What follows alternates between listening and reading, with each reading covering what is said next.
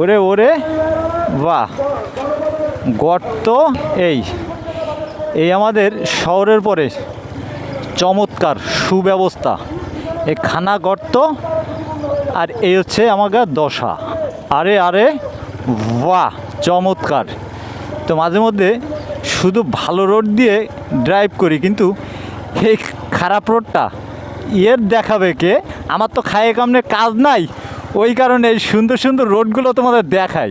যত ভাঙাচোরা রোড আছে আমার কপালে বেশি বাদে।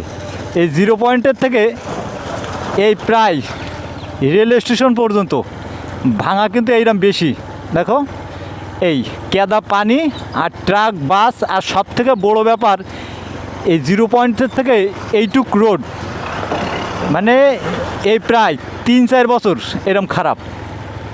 মানে এই জায়গায় অনেকে ভুট হয়ে কাইত হয়ে চিত হয়ে পড়ে যায়, ট্রাক মেরাক অটো টটো সব কাইত হয়ে পড়ে যায়।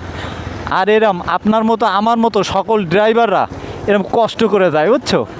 তা আমরা কিন্তু সবাই ঠিকঠাকভাবে এই যেমন মনে করেন ড্রাইভিং লাইসেন্স যখন আমরা করি, সরকারের যত ট্যাক্স আছে আস্তে আস্তে যাই, হ্যাঁ, সরকারের যত ট্যাক্স আছে সব ট্যাক্স কিন্তু আমরা দিই, সব ট্যাক্স দিই, হ্যাঁ, কোনো ট্যাক্স আমরা বাদ দিই না কিন্তু। ওরে বাবা, ও বাবা, কী অবস্থা দেখছো? মানে মাথার পরে চলে আসতেছিল, একর পুরা ট্রাক মাথার পরে ঘুরে আসলো। সব খাজনা পাতি ট্যাক্স টোক্স আমরা দিই, কিন্তু তারপরেও রোডের দশা হচ্ছে আরে আরে বাহ, চমৎকার, বুঝছো?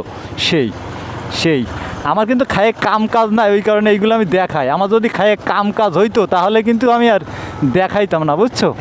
মানে আমার কোনো কাজ নাই, আমার কাজ শুধু এইটাই, এই রোড খারাপ তাই।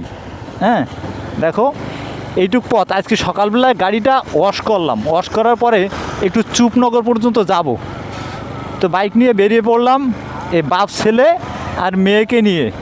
আসার পরে এই গল্লামারির থেকে এই রোডের যে দশাটা, এই দশাটা বড্ড বড্ড খারাপ লাগলো।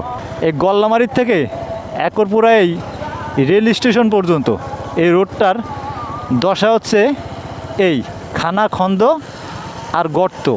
মানে আমার কাছে তো খারাপ লাগলো, আপনাদের কাছে কেমন লাগলো কমেন্ট করে একটু বললেন। কিন্তু রোডটা কিন্তু তাড়াতাড়ি করে না, এরম ভাঙাচুরা সবসময় ফালানো থাকে। একরপুরায় বিদ্যুৎ অফিস পর্যন্ত এই রোডটা, এইটুক রোড যদি খুব তাড়াতাড়ি ঠিক করে দেয় তাহলে কিন্তু সবার জন্য ভালো। কেদার জায়গায় কেদা রয়েই যায়, আর আমাদের দুর্ভোগ থেকেই যায়, বুঝছো? এ হচ্ছে আমাদের বাংলাদেশের পরিস্থিতি আর আমাদের দেশের এই অবস্থা। দেশে মাঝে মধ্যে একজন করে আসে আর খাইয়ে যায় চলে যায়, পেট বোঝাই করে নিয়ে চলে যায়, কিন্তু আমাদের জন্য রেখে যায় কি এরম ভাঙা চূড়া আর এই অবস্থা। তা আশা করি আপনাদের ভিডিওটা একটু খারাপ লাগবে, কমেন্ট করে আপনারা একটু বললেন তো এই রোডটা কেমন ছিল, আর রোডটা দিয়ে যাইতে আইতে কেমন লাগে। মানে খুলনা শহরের বেস্ট এই 0 পয়েন্টটা, কিন্তু পিছনের দশা কি